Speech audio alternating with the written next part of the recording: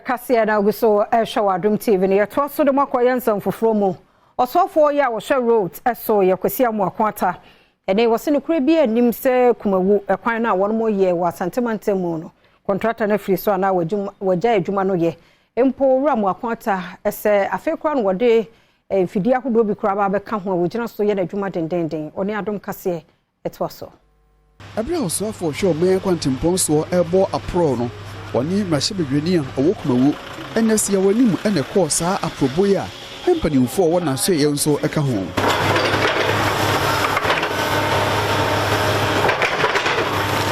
ebese enaka krani ena the shop construction adwumakuro no ehye ekwan yi a wodi fi asante dwaben etwam nko afigyaase ekosachire Kumawu ene ne nkroto ahodo mu owura mo akwata abo Kumawu manhene be masafo twirebo akodua amane se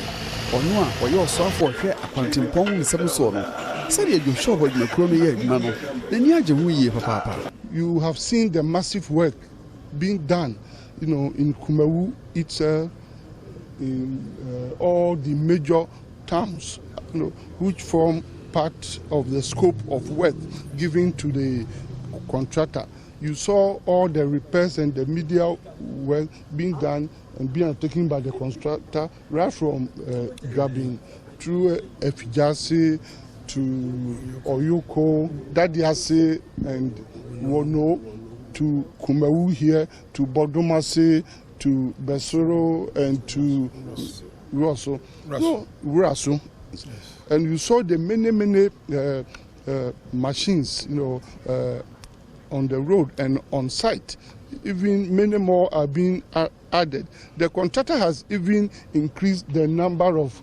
his gangs from 4 to 6. So the work is being intensified. And I want to assure the people of Kumawu that they should close their ears to what people are saying.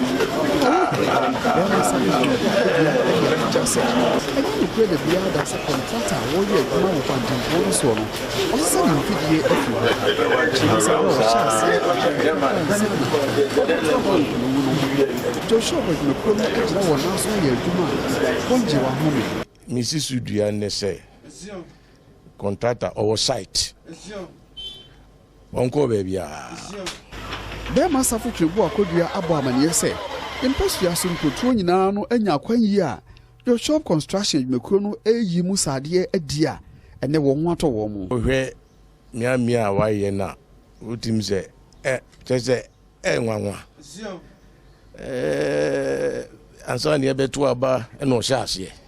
ye to aba no oginamu no oye ye to aba wi okọ uhwe kwa ni nyina nkronkro ni nyina otimi se baabi a waye Bodomase waye Raso waye Bosoro waye ode ba Kumawu waye chese baabi bia otizo bia nya ma de hye wo Kumawu enese asfalt ni sunsanso yesese ehia